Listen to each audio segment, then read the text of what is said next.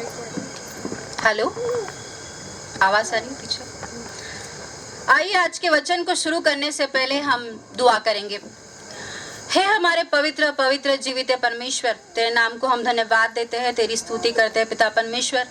आज इस समय को तूने हम सबको इकट्ठा किया है पिता परमेश्वर, तेरे वचन को ग्रहण करने के लिए और हमारे हृदय को खोलने के लिए पिता परमेश्वर। यहाँ का आगे का सब समय आपके पवित्र हाथों में ले लीजिए पिता परमेश्वर, और होने दीजिए पिता परमेश्वर आपकी ओर से आने वाली सामर्थ, आपके ओर से आने वाला पवित्र आत्मा हम सब पर उतरे पिता परमेश्वर, और हम सब अपने कठिन हृदयों को खोलकर तेरे मधुर वचन को अपने हृदय में ग्रहण कर ले, ऐसा होने दीजिए। मेरे मुख के वचन, मेरे हृदय के विचार और मेरे बुद्धि के विचारों को आपके हाथ में ले लीजिए पिता परमेश्वर। जो कुछ भी मैं कहूंगी आपके ओर से आने वाला वचन हो, ऐसा आप होने दीजिए। यीशु मसीह के मीठे और मधुर नाम से प्रार्थना करती हूँ, सुनिए और ग्रहण कीजिए, आमीन। आज का जो वचन हमने यिर्मयाह इसका 4 अध्याय और 4 से लेकर 3 वचन तक हमने पढ़ा है। इसमें 2 वचन अत्यंत महत्वपूर्ण है। वैसे तो पूरे तीनों भी वचन महत्वपूर्ण है, लेकिन आज जिस वचन पर मैं आपका ध्यान केंद्रित करना चाहूंगी वह वचन है 3रा वचन, जो यह कहता है, अपनी पड़ती भूमि को जोतो और कटीली झाड़ों में बीज मत बो। यिर्मयाह भविष्यवक्ता की प्राथमिकता हमेशा यही रही है कि परमेश्वर और मनुष्य के बीच में का जो एक संबंध है वो हमेशा से अच्छा बना रहे। वैसे तो जैसे हम यिर्मयाह संदेश भविष्यवक्ता के जो बाइबल में पढ़ते हैं, उसमें पूरे बाइबल में हम ये देखते हैं कि यिर्मयाह किस प्रकार से अपना दुख, अपना दर्द परमेश्वर के सामने व्यतीत करता है और परमेश्वर को यह कहता है कि परमेश्वर, ये सब लोग बिगड़ गए हैं और इनको तू क्षमा कर और इनको पश्चाताप के लिए एक मौका दे। यहाँ पर भी हम वचन 4 में, अध्याय 4 में हम यही देखते हैं कि इस्राएल और इस्राएल के हर जो जाति थे वो लोग बहुत कठिन मुसीबतों से जा रहे थे। हम बाइबल में भी पढ़ते हैं कि जो यहूदा राष्ट्र है वो बहुत ही छोटा राष्ट्र था, और जो उसका दुश्मन है बेबीलोन, वो बेबीलोन राष्ट्र जो है, जो इस्राएल के पूरे एक राज्य को कैप्टिवेट करके या उनको एक कब्जा करके उन पर विजय पाकर वो परमेश्वर के लोगों के नजदीक और नजदीक आ रहा था, ऐसे हम देखते हैं। और वचन से हमें ये भी पता चलता है कि यिर्मयाह ने ये बहुत एक कौशन या बहुत चिंता व्यतीत की है, जो यहूदा राष्ट्र है वो विलुप्त होने पर या खत्म होने की कगार पर था या उसे खतरा था। लेकिन यिर्मयाह जानता था कि इन सब मुसीबतों से, भले ही उसके दुश्मन उसके ऊपर हावी हो रहे हो, चाहे उसके दुश्मन उसके ऊपर विजय पा रहे हो, इस पर से छुटकारा उन्हें कौन दे सकता है? वो है हमारा जीवित परमेश्वर। और यिर्मयाह यह प्रार्थना करता है, जो कि हम जानते हैं 4 वचन में जब हम पढ़ते हैं, परमेश्वर की ओर से एक वाणी उसके पास में आई है, परमेश्वर की ओर से उसे एक वचन मिला है, जो कि परमेश्वर चाहता है उसके लोगों को, परमेश्वर की इच्छा है कि उसके लोगों को वो सुनाए। 4 अध्याय और पहले वचन में यह लिखा है कि यदि तू लौट आए तो मेरे पास में लौट आ। यदि का अर्थ है इफ, यदि का अर्थ है अगर। ये वचन अगर हम बाइबल में देखें तो पूरे बाइबल में पुराने नियम से लेकर नए नियम तक, रेवलेशन तक यानी प्रकाशित वाक्य तक, ये इफ वर्ड या यदि वर्ड 1595 टाइम्स इसको आया गया है या लिखा गया है, जो कि 1420 जो बाइबल के वर्सेस है इसमें उसका उल्लेख किया गया है। और हम देखते हैं नए नियम में जो 4 गॉस्पेल्स दिए गए हैं, उसमें भी ये पूरे चारों भी गॉस्पेल्स में अधिकतर ये वचन इफ शब्द आया गया है और बार बार दोहराया गया है। ये इफ या यदि क्यों आया गया है, क्यों आया है, इसका महत्व परमेश्वर आज हमें समझाना चाहता है। यीशु मसीह भी जब अपने शिष्यों को दृष्टांत द्वारा या उनको पैराबल्स द्वारा बताते थे, तो यीशु मसीह भी हमेशा ये कंडीशन इफ उनके सामने रखते थे। और यीशु मसीह ने कभी भी यह कंडीशन इफ या यदि कभी भी परमेश्वर के ओर से नहीं रखा है। यीशु मसीह ने यह हमेशा इफ या यदि जो कंडीशन है वो सिर्फ और सिर्फ मनुष्य के लिए ही सीमित रखा है। और मनुष्य को ये इफ कंडीशन का कंडीशन पर से जाना होगा, तभी वो परमेश्वर के राज्य में प्रवेश कर सकते हैं। ऐसा बहुत बार परमेश्वर के यीशु मसीह ने वचनों में कहा गया है। निश्चय ही हम देखते हैं कि परमेश्वर का वचन जो है, परमेश्वर का प्रेम जो है वो असीमित है। परमेश्वर का जो हमारे लिए प्रेम है वो अनकंडीशनल है, उसके अंदर कोई भी कंडीशन नहीं। परमेश्वर का प्रेम बिना शर्त वो हमसे प्रेम करता है, चाहे हम कितने भी मार्ग से उसके ऊपर से भटक जाए, लेकिन परमेश्वर हमसे प्रेम करना नहीं छोड़ता है। पहली बात जो परमेश्वर के लोगों से परमेश्वर ने कहना चाहा है उसके भविष्यवक्ता द्वारा, वो पहली बात है कि to return with all your heart, यानी कि परमेश्वर के पास तो तुम्हें लौटना होगा, लेकिन उसके लिए शर्त एक है कि आपको पूरे हृदय से, पूरे मन से परमेश्वर के पास में लौटना होगा। क्यों पूरे हृदय से लौटना होगा? हमारा परमेश्वर सर्वशक्तिमान है और वो जानता है कि हमारे मनों में क्या है, हमारे विचारों में क्या है, हमारे हृदय में कैसी कैसी कल्पनाएं आती है, और एक सेकंड में हम हजारों विचार कर चुकते हैं। और जब हम परमेश्वर की संगति में आते हैं, उसके बाद में जब हम संसार में जाते हैं, तो हम वापस हमारे मनों में असंख्य विचार आते हैं जो हमें परमेश्वर से दूर लेके जाते हैं। परमेश्वर का यही वचन उसने यिर्मयाह इसका 17वां अध्याय और 9 और 10 वचन में हम पढ़ते हैं कि परमेश्वर कैसे अपने मनों को समझता है। मन तो सब वस्तुओं से अधिक धोखा देने वाला होता है, उसमें असाध्य रोग लगा है, उसका भेद कौन समझ सकता है। मैं यहोवा मन की खोजता और हृदय को जांचता हूँ, ताकि प्रत्येक जन को उसकी चाल चलन के अनुसार अर्थात उसके कामों का फल दूं। परमेश्वर हमारे मन के विचारों को, हर चीज का लेखा रखता है और वह मन को जांचने वाला है। जैसे कि एक डॉक्टर आपको जांचता है और आपकी तरफ देखकर भी, या आपको सिर्फ आप डॉक्टर के सामने बोल देते हैं कि मुझे ये तकलीफ है, उसके पहले ही यह हमारा जीवित डॉक्टर है, वो पहले ही समझ जाता है कि इसमें क्या प्रॉब्लम है और इसके मन में क्या चल रहा है। दूसरी बात यहाँ पे लिखा गया है पहले वचन में और दूसरे वचन में दो बार ये वचन बार बार लिखा गया है कि लौट आ, तू लौट आ, मेरे पास में लौट आ। यदि तू घिनौनी वस्तुओं को मेरे सामने से दूर करे तो आवारा ना फिरना।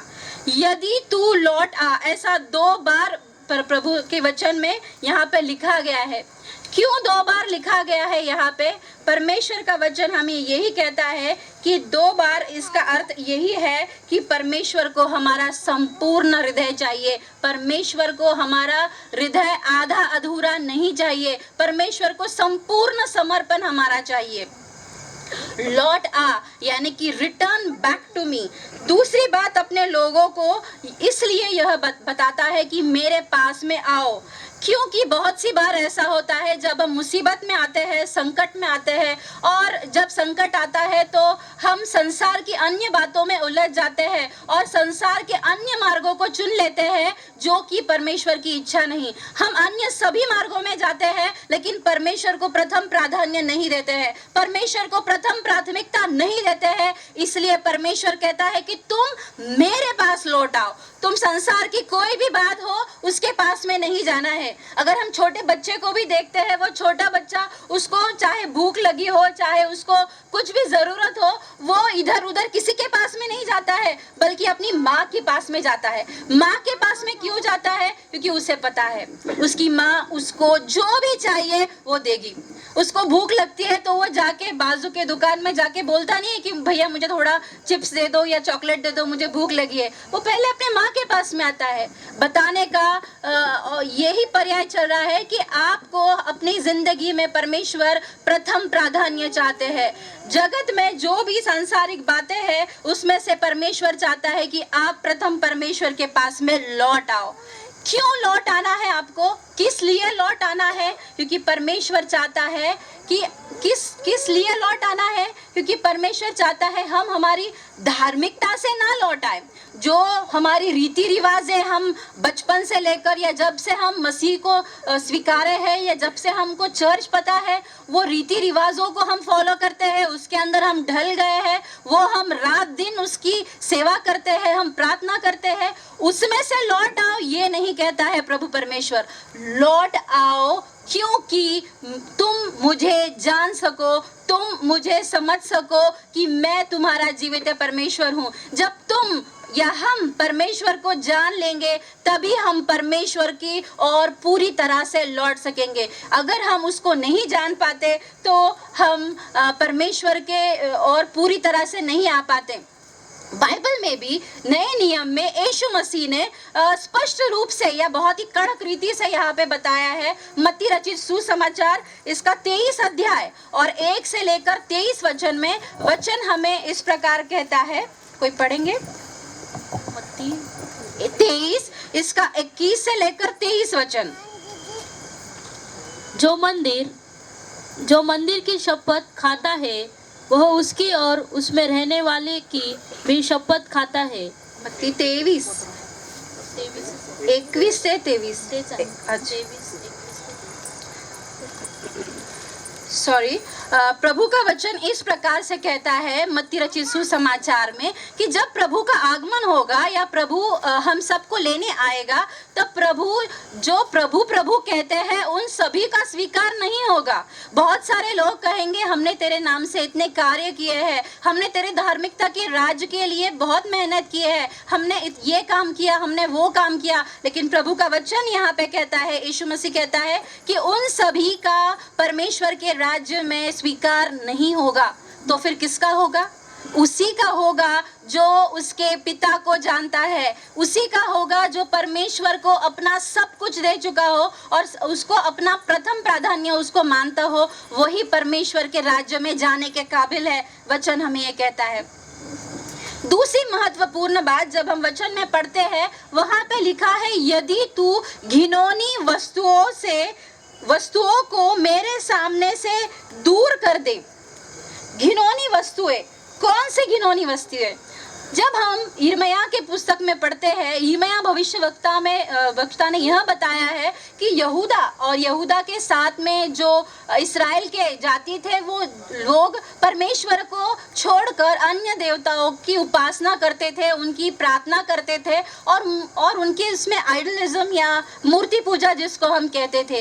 ये सब बातें करते करते जो परमेश्वर को प्रिय नहीं, परमेश्वर को बिल्कुल भी मंजूर नहीं, ये करते करते उनका परमेश्वर से रिश्ता टूट गया था और वो परमेश्वर से दूर हो गए थे। और इसी वजह से वह यह चाहते थे अब जो हमारे ऊपर मुसीबत आ पड़ी है और यहूदा राष्ट्र जो अभी नष्ट होने की कगार पर है, इसमें से हमें कौन बचाएगा? तो परमेश्वर बचाएगा। लेकिन परमेश्वर कैसे बचाएगा? कि परमेश्वर के पास पश्चाताप करके हम क्षमा मांगेंगे तो ही परमेश्वर हमें क्षमा करने वाला है। ऐसा उन्होंने यिर्मयाह भविष्यवक्ता की ओर से वचन पाया था और बहुत ही कम लोग इस बात को समझ सकते थे। पूरे जो यहूदा राष्ट्र है नहीं समझ पाया था। हम बाइबल में अगर पढ़ते हैं यिर्मयाह इसका 3 अध्याय और 24 वचन में अगर हम पढ़ेंगे तो वो वचन यही कहता है, यिर्मयाह 3 और 24। परंतु हमारी जवानी ही से उस बदनामी की वस्तु ने हमारे पुरखाओं की कमाई अर्थात उनकी भेड़ बकरी और गाय बैल और उनके बेटे बेटियों को निगल लिया है। हमारी बदनामी, यहाँ पे वचन लिखा है घिनौनी। घिनौनी का मतलब है शर्मनाक या बदनामी होने वाली जो वस्तुएं हैं। ऐसी कौन सी वस्तुएं हैं जो हम करते हैं तो जिससे हमारी बदनामी होती है या बहुत परमेश्वर की दृष्टि में घिनौनी है। परमेश्वर चाहता है ऐसी पूरी घिनौनी चीजें हमारे अंदर से हम निकाल देंगे तो ही हम परमेश्वर के योग्य ठहरेंगे और परमेश्वर के समीप जा पाएंगे। हमारे अंदर भले ही हम परमेश्वर की उपासना करते हैं, हम परमेश्वर के समीप जाने की कोशिश करते हैं, लेकिन शैतान हमारे मनों को, हमारे हृदय को नहीं छोड़ता है। वो हमेशा यह कोशिश करता है कि कैसे हम इसके हृदय को फिर से दूषित करें, फिर से इसको नष्ट करें और कैसे इसको स्वर्ग के राज्य में जाने से रोक दे। अगर हम देखें घिनौनी वस्तुएं और ऐसी बहुत सारी सांसारिक चीजें हैं जो हमें परमेश्वर के निकट लौट आने से रोकती है। हम यिर्मयाह इसका 8वां अध्याय और वचन 4 से 6 पढ़ेंगे। यिर्मयाह इसका 8 अध्याय 4 से 6। तू उनसे यह भी कह, यहोवा यो कहता है कि जब मनुष्य गिरते हैं तो क्या फिर नहीं उठते? जब कोई भटक जाता है तो क्या वो लौट नहीं आता? फिर क्या कारण है कि ये यरूशलेमी सदा दूर ही दूर भटकते जाते हैं? ये छल नहीं छोड़ते और फिर लौटने से इनकार करते हैं। मैंने ध्यान देकर सुना, परंतु ये ठीक नहीं बोलते। इनमें से किसी ने अपनी बुराई से पछता कर नहीं कहा, हाय मैंने यह क्या किया है। जैसा घोड़ा लड़ाई में वेग से दौड़ता है, वैसे ही इनमें से हर एक जन अपनी ही दौड़ में दौड़ता है। हमारे मन के हम मालिक हैं। हम जो चाहे करना चाहे, हम वो पूरी आज़ादी के साथ में करते हैं। हम किसी को पूछते नहीं है या हम अपने आप को भी बहुत सी बार नहीं टोटलते या नहीं जांचते कि क्या यह मैं सही कर रहा हूँ या गलत कर रहा हूँ।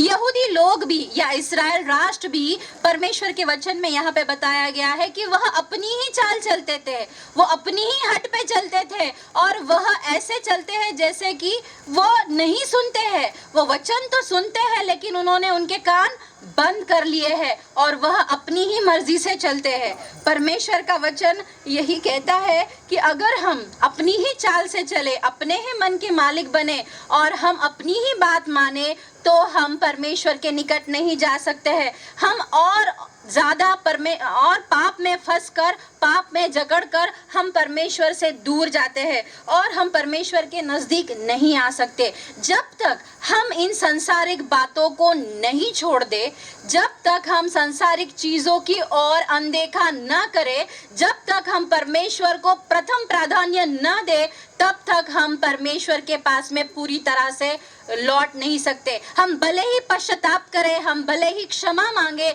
लेकिन हम बार बार वही गलतियां दोहराते रहे, बार बार वही गलतियां करते रहे, तो परमेश्वर का बलिदान व्यर्थ है, ऐसा नए नियम में वचन कहता है। पौलुस ऐसा कहता है। तीसरी महत्वपूर्ण बात यहाँ पे यह है कि तो तुझे आवारा फिरना न पड़ेगा। यह वचन इसी में जो सेकंड पार्ट है कि घिनौनी वस्तुओं को मेरे सामने से दूर करे तो तुझे आवारा फिरना न पड़ेगा।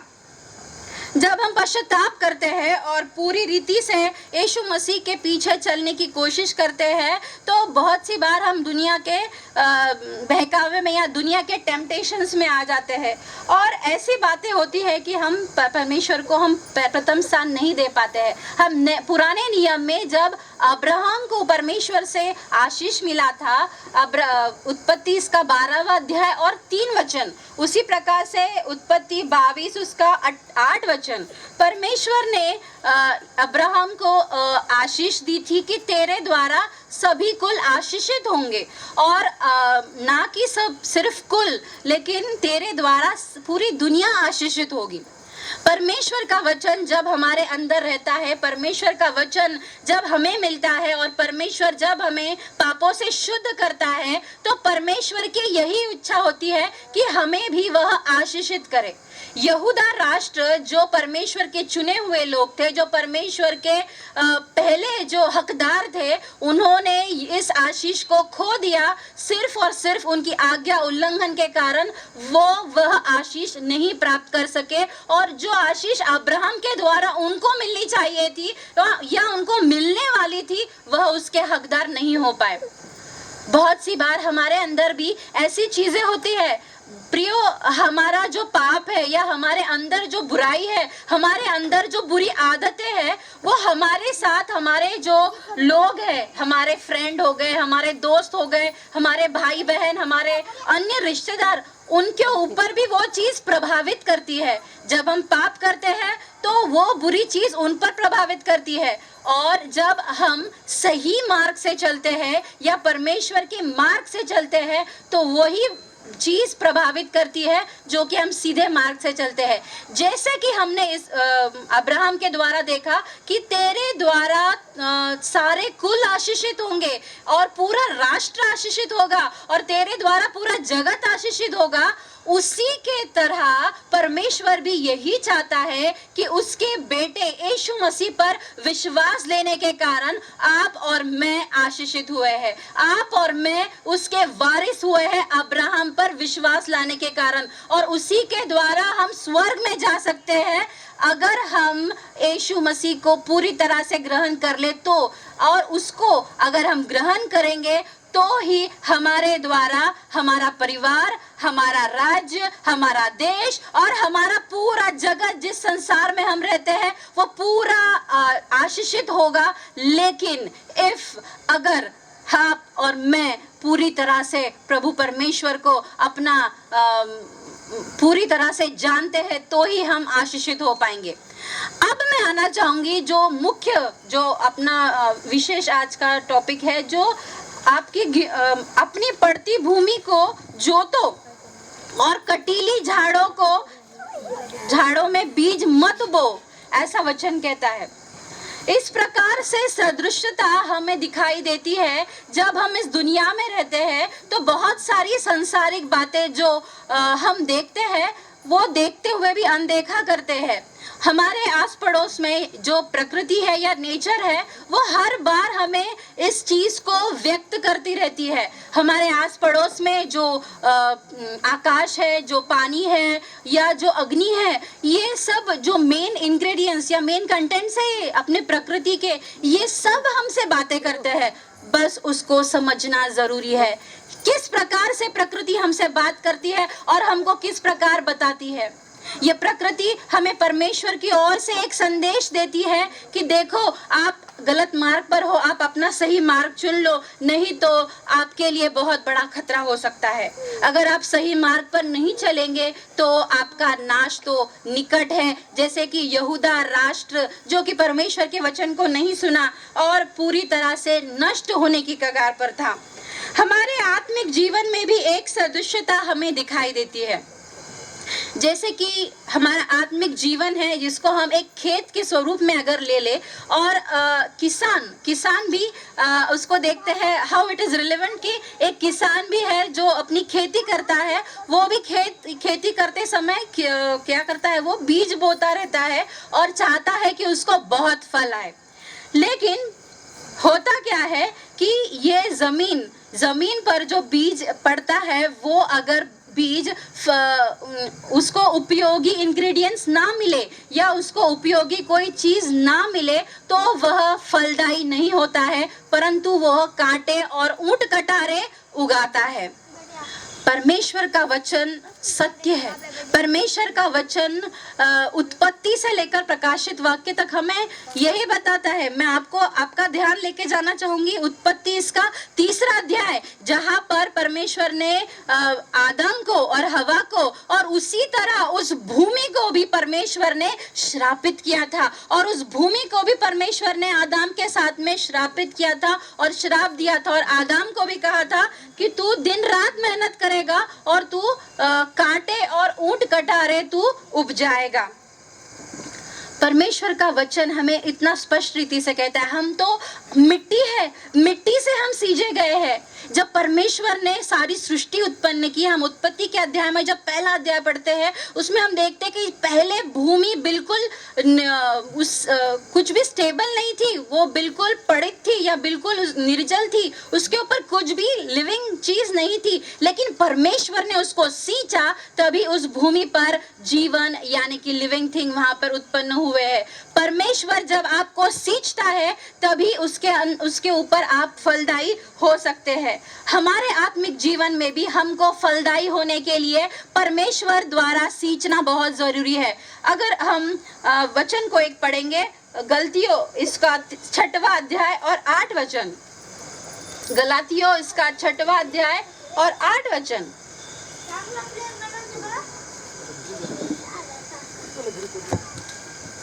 गलतियों 6वां अध्याय 8 वचन।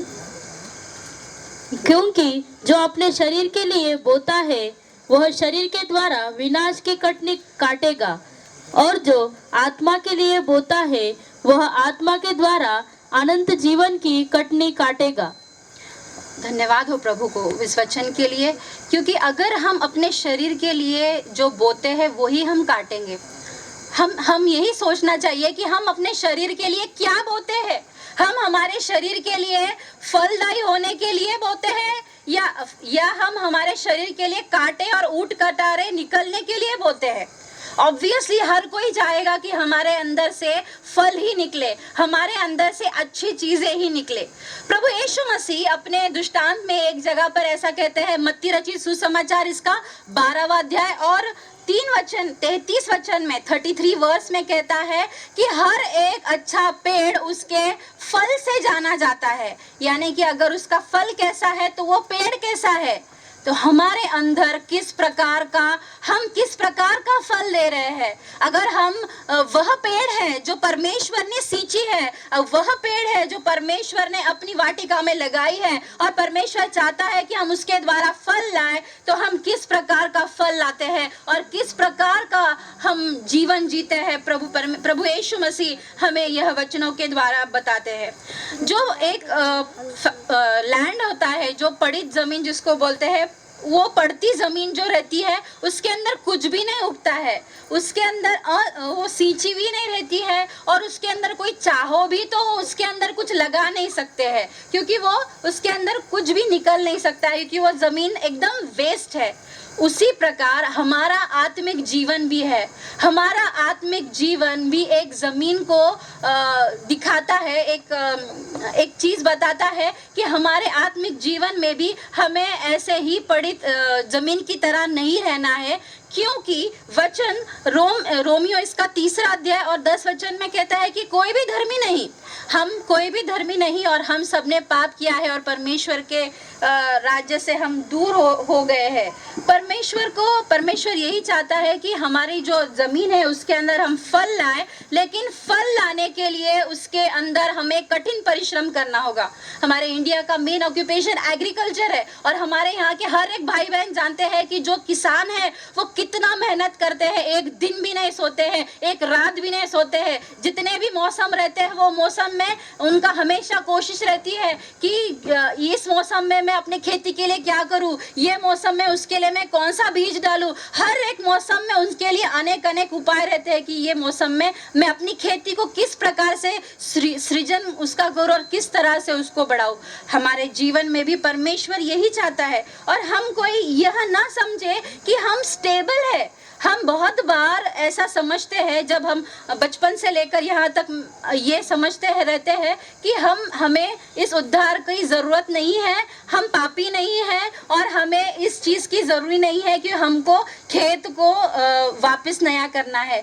क्यों खेत को वापस नया करना है? क्योंकि वो खेत को, वो जो बढ़ती ज़मीन है, जब तक उसको फोड़ेंगे नहीं, तोड़ेंगे नहीं या उसको हम अच्छे से उसकी देख रेख नहीं करेंगे तो उसके अंदर जो बीज है वो फल नहीं ला सकता है। मैं पढ़ना चाहूंगी पहले कुरिन्थियों उसका 10वां अध्याय और 11 से 12। पहले कुरिन्थियों उसका 10वां अध्याय और 11 से 12। परंतु ये सब बातें जो उन पर पड़ी दृष्टांत की रीति पर थी और वे हमारी चेतावनी के लिए जो जगत के अंतिम समय में रहते हैं लिखी गई है। इसलिए जो समझता है मैं स्थिर हूँ वह चौकस रहे कि कहीं गिर न पड़े। परमेश्वर का वचन हमें स्पष्ट रूप से कहता है कि अगर हम समझते हैं कि ये जो हमारे जगत में हम जब जीते हैं तो हमारे आस पड़ोस में जो बातें हम मोबाइल पे देखते हैं या सोशल नेटवर्क पे देखते हैं कि हमें एक परमेश्वर चेतावनी दे रहा है और हमें हर बार बता रहा है कि आप स्टेबल मत रहना और आप हमेशा सतर्क रहना और आप हमेशा खुद को टटोलना और जांचना कि क्या मैं खुद को स्टेबल समझता हूँ, क्या मैं खुद को ऐसा समझता हूँ कि मैं परिपूर्ण धर्मी हूँ और मुझे इस पड़ती ज़मीन को वापस नया करने की, फर्टाइल करने की ज़रूरत मुझे नहीं है। तो हम परमेश्वर के वचन पर ध्यान केंद्रित करें। उसी प्रकार अगर हम देखते हैं पर प्रभु यीशु मसीह ने भी अपने दृष्टांत में एक और जगह पे बताया है, मरकुस इसका 8वां अध्याय और 36 वचन में इस प्रकार से लिखा गया है कि बीज बोने वाला जो है वो बीज बोने वाला क्या करेगा? शैतान है बीज बोने वाला, और वह क्या बीज बोएगा? वो बुराई के बीज आपके अंदर बोएगा। वो जरा कोई पढ़ेगा मेरे लिए? मार्कुस इसका 8वां अध्याय और 36 वचन। यदि मनुष्य सारे जगत को प्राप्त करे और अपने प्राण की हानि उठाए तो उसे क्या लाभ होगा? मनुष्य अपने प्राण के बदले क्या देगा? मरकुस 8:36 यही है।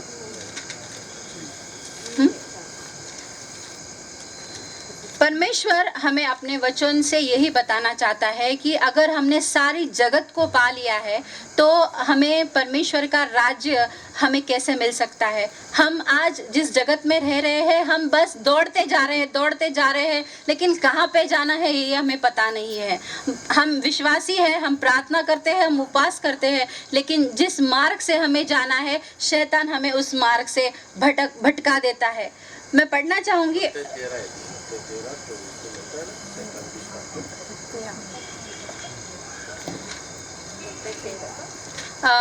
इब्रानियों की पत्री इसका 6वां अध्याय 7 और 8 वचन।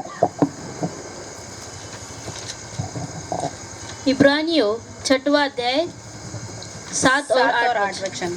क्योंकि जो भूमि वर्षा के पानी को जो उस पर बार बार पड़ता है पी पी कर जिन लोगों के लिए वह ज्योति बोई जाती है उनके काम का साग पात उपजाती है, वह परमेश्वर से आशीष पाती है।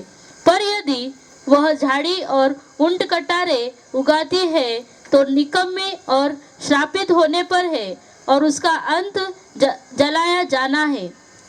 परमेश्वर का वचन यहाँ पे यही बताता है कि अगर हम अपने आत्मिक जीवन में ऊंट कटारे और कांटे उगाते हैं तो वह श्रापित है या नाश होने वाला है। तो हमें इस बात पर सोचना है कि हम हमारे आत्मिक जीवन में, हमारे जीवन में हम कौन से प्रकार का फल लाते हैं। मत्ती रचित सुसमाचार इसका 13वां अध्याय और 5 से लेकर 6 वचन में भी प्रभु यीशु मसीह ने यही कहा है कि जो बीज का दृष्टांत प्रभु यीशु मसीह ने यहाँ पर बताया है कि कुछ बीज जो थी वो पढ़ेंगे जरा, मत्ती 13:5 से 6। कुछ बीज पथरीली भूमि पर गिरे जहाँ उन्हें बहुत मिट्टी न मिली और गहरी मिट्टी न मिलने के कारण वे जल्द उग आए, पर सूरज निकलने पर वे जल गए और जड़ न पकड़ने से सूख गए। कुछ बीज झाड़ियों में गिरे और झाड़ियों ने बढ़कर उन्हें दबा डाला, पर कुछ बीज अच्छी भूमि पर गिरे और फल लाए, कोई 100 गुना, कोई 60 गुना और कोई 30 गुना। जिसके कान हो वह सुन ले। प्रभु यीशु मसीह ने भी यहाँ पे कहा है जिसके कान हो वह सुन ले।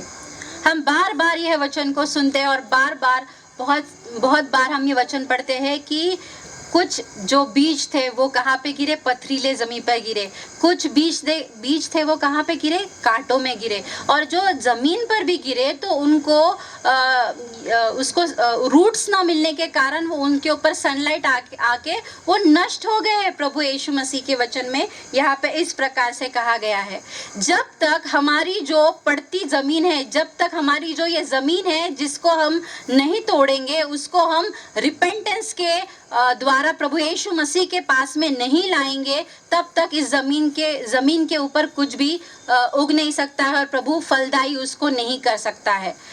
प्रियो, हमारे अंदर क्या है और क्या नहीं है, कौन सी बातें अच्छी है, कौन सी बातें बुरी है, ये हमें किसी को बताने की जरूरत नहीं है। हम खुद जानते हैं कि हमारे अंदर क्या चीजें अच्छी है और क्या चीजें बुरी है। बस हमें क्या करना है, खुद का आत्म निरीक्षण करना है, खुद को जांचना है कि सही में जो वचन हम पढ़ रहे हैं प्रभु यीशु मसीह का, उसमें हम कहाँ पर बैठते हैं। लूका रचित सुसमाचार उसका 9वां अध्याय और 23 वचन में भी प्रभु यीशु मसीह ने एक व्यक्ति जो यीशु मसीह का अनुकरण करना चाह रहा था, उसे यही बताया है कि जो कोई मेरा अनुकरण करना चाहे वो अपना क्रूस उठाकर मेरे पीछे हो ले। यहाँ पर क्रूस क्या है मेरे प्रियो? यहाँ पर क्रूस क्या है? जब हम यीशु मसीह पर विश्वास करते हैं, यीशु मसीह को अपना सब कुछ मान लेते हैं और अपनी बुरी आदतों को छोड़ देते हैं और अपना पुराना जीवन छोड़ देते हैं, तब जब हम यीशु मसीह के पीछे चलना शुरू करते हैं, तब जैसी मुसीबतें आती है। फॉर एग्जाम्पल, अगर आप संसारिक रूप से चलते हैं, संसार की जो अभिलाषा है उनको आप प्रथम स्थान देते हैं, अगर आप संसार के चीजों को प्रथम स्थान देते हैं, तो संसार आपको बड़ा औहदा देगा, संसार आपको बड़ा पोजीशन देगा, संसार आपको नेम, फेम, मनी, ये सब चीजें देगा। लेकिन जब आप यीशु मसीह को स्वीकार करते हो, आपको ये तीनों में से कोई भी चीज नहीं मिलेगी। आपको ये तीनों भी चीजें, नेम, फेम, मनी, ये सब छोड़कर यीशु मसीह का स्वीकार करना होगा। यीशु मसीह की राह मुश्किल नहीं है, यीशु मसीह के वचन चलने में मुश्किल नहीं है, बस ये हमारे अंदर है कि हम उसको किस प्रकार से अपने जीवन में लागू करते हैं। जो चीजें यीशु मसीह के पीछे चलने से हमें ऑब्स्टेकल होती है, वो अगर हम छोड़ देते हैं या उसको छोड़ने की कोशिश करते हैं, तो संसार हमारा विरोधी हो जाता है। संसार हमको उसके पास में से दूर करता है, हमारी निंदा करता है और हमको उसमें से अलग करता है। और यही तो प्रभु यीशु मसीह चाहता है कि आप संसार के सदृश ना बनो, बल्कि मेरे पीछे आना है तो अपना क्रूस उठाओ। अगर यीशु मसीह के पीछे चलते चलते आपके रिश्तेदार आपको नाम रखते हैं, आपके दोस्त आपको नाम रखते हैं, आपके दोस्त आपसे दूर हो गए हैं, तो यीशु मसीह को धन्यवाद देना है। यीशु मसीह को आप ऊंचा उठाना है कि प्रभु यीशु मसीह धन्यवाद हो, क्योंकि मैं अपना क्रूस उठा के आपके पीछे आने के लिए मैं तैयार हो रहा हूँ। इसलिए मेरे प्रियो, जैसे एक जमीन को तैयार होना है, वो तैयार नहीं होती है तब तक वो बीज उसके अंदर जाकर फल नहीं ला सकता है, उसी तरह हमारे हृदय को भी तैयार होना है। और तैयार नहीं होंगे तो जो वचन हम सुनते हैं, उस वचन का कुछ भी अर्थ नहीं है मेरे प्रियो। बचपन से लेकर आज तक हमने कितने संदेश सुने, कितने संदेशों द्वारा परमेश्वर का वचन हम तक आया गया है। दूर दूर से लोग आते हैं और हमको अपना वचन सुनाते हैं और यही चाहते हैं कि प्रभु यीशु मसीह का वचन हमारे हृदय में ग्रहण करें और हम हमारी बुरी आदतों को छोड़ दे। लेकिन जब तक हम अपने अंदर के अशुद्धताओं को पूरी तरह से नहीं निकालेंगे, तब तक ये वचन हमारे अंदर में ग्रहण नहीं हो पाएगा प्रियो। और वहां पे सींचा भी नहीं जाएगा, वो तो वेस्ट हो जाएगा, उसी बीज की तरह जो कि प्रभु यीशु मसीह ने मत्ती 13 में कहा गया है। वो बीज गिरा और वो वहां पे वेस्ट हो गया, उसका कुछ भी फल नहीं आया या वो वहां पे उगा ही नहीं। हमारे जीवन में भी हमको यही देखना है कि जब तक ये बुरी बातें हम अपने जीवन से नहीं निकालेंगे, तब तक हमको प्रभु यीशु मसीह के क्रूस को हम उठाते नहीं है, तब तक सही राह पर हम नहीं चलते हैं मेरे प्रियो। इसलिए मेरे प्रियो, हम सब इसी उपवास में और लेंट डेज में जब हम चलते हैं, हम हर एक जन चाहते हैं कि प्रभु यीशु मसीह के पास में आना, उसके साथ में एक अच्छा रिश्ता बनाना, उसके साथ में एक अच्छा निकट का संबंध बनाना। जैसे कि हम हमारे दोस्त के बारे में सब जानते हैं, मेरे दोस्त को क्या खाना अच्छा लगता है, मेरे दोस्त को कौन सा जगह अच्छी लगती है जहाँ पे वो जाना पसंद करता है। छोटी सी छोटी बात हम अपनी दोस्त की जानते हैं। लेकिन आज ये सवाल प्रभु यीशु मसीह हम सभी को ये करना चाहता है कि क्या आप परमेश्वर के बारे में वो छोटी सी छोटी चीज जानते हैं जो परमेश्वर को पसंद है? छोटी सी छोटी चीज जानते हैं जो परमेश्वर आपसे चाहता है कि आप परमेश्वर के लिए करें, ना कि दुनिया के लिए, परंतु परमेश्वर के लिए।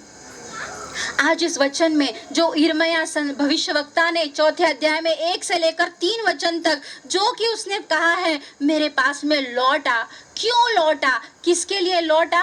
क्योंकि जब तक हम रिपेंट नहीं करेंगे तो जो हमारी पड़ती हुई भूमि है, वो वचन है ना तीसरा, उसमें क्या कहा है? अपनी पड़ती भूमि को जोतो और कटीली झाड़ों के बीच में मत बो। जब तक हम अपने आप को पूरी तरीके से तैयार नहीं करेंगे परमेश्वर के पास आने के लिए, तब तक हम हमारे हृदय रूपी खेत में उसका वचन जितना भी डालेंगे, वो वचन उसके अंदर कार्य करने वाला नहीं है। मेरे प्रियो, ये आज हम सबको प्रभु परमेश्वर उसके वचन के द्वारा बताना चाहता है।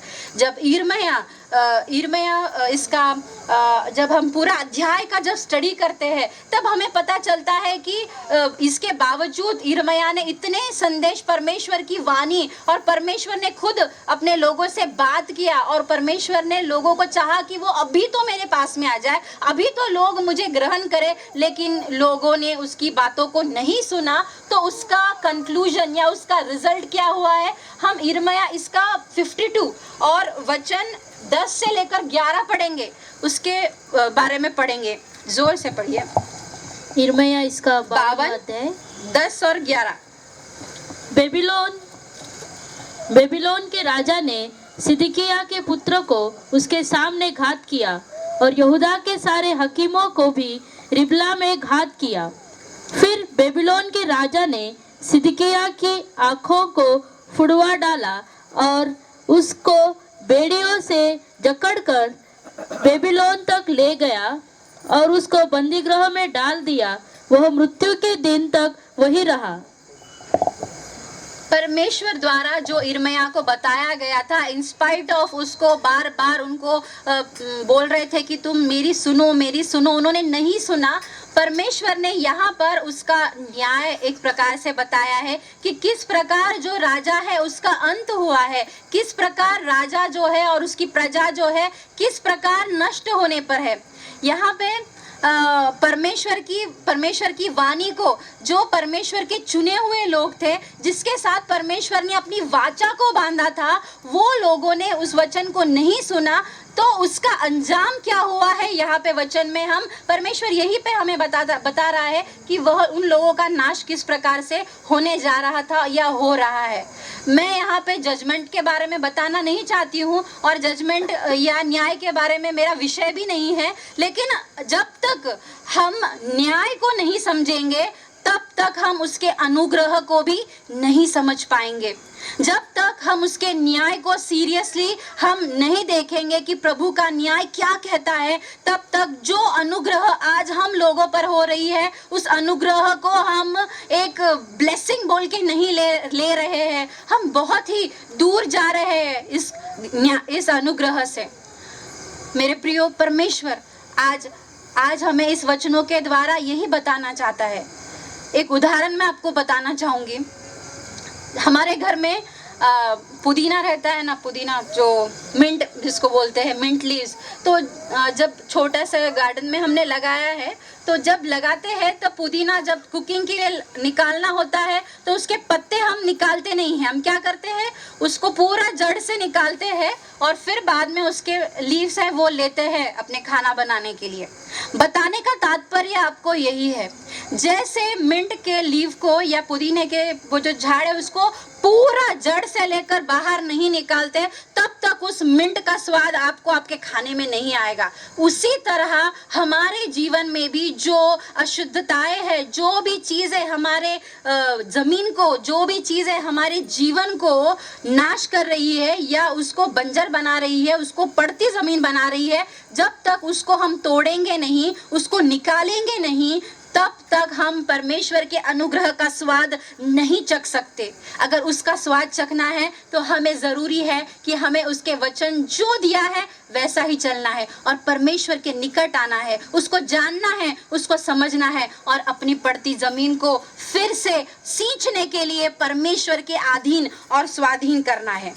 परमेश्वर करे आप सभी को वह अनुग्रह परमेश्वर दे और आपको और मुझे वह बुद्धि और सामर्थ्य दे कि उसके अनुग्रह को हम समझ पाए। आइए हम दुआ करें। हे हमारे पवित्र पवित्र जीवित परमेश्वर, तेरे नाम को हम धन्यवाद देते हैं, तेरे नाम को ऊंचा उठाते हैं पिता परमेश्वर।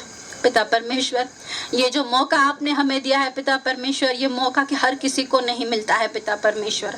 पिता परमेश्वर, जिस प्रकार आपने इस्राएल राष्ट्र को और इस्राएल की सारी जाति को हर बार उन्हें मौका दिया है और हर बार उन्हें आपके पास लौटने के लिए एक कारण दिया है, एक जरिया दिया है, इसलिए पिता परमेश्वर वह आपके पास में आए और आपके राज्य के वारिस हो पाए। पिता परमेश्वर, उसी तरह पिता आप भी हमें बार बार यह मौका देते हैं पिता परमेश्वर कि हम आपके समीप आए, आपके वचनों को सुने, आपके वचन को ग्रहण करें और उस वचन को हमारे हृदय में लेकर घर जाकर न भूले, बल्कि उस वचन को कार्य में लाए। पिता परमेश्वर, यहाँ पे बैठे हुए हर एक भाई बहन को मैं आपके हाथ में देती हूँ पिता परमेश्वर। ये वचन जिन्होंने भी आज सुना है पिता परमेश्वर, हर एक के हृदय को स्पर्श करना और हर एक के हृदय में आप कार्य करना। ये छोटी सी विनती हमारे तारणकर्ता और उद्धारकर्ता यीशु मसीह के नाम से मांगती हूँ, सुनिए और ग्रहण कीजिए। आमीन।